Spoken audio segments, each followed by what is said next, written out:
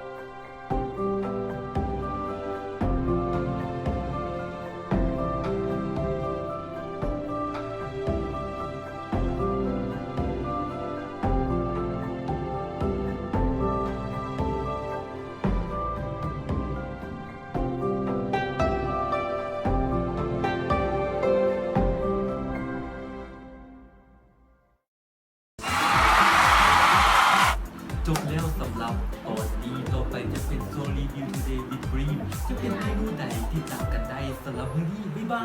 ย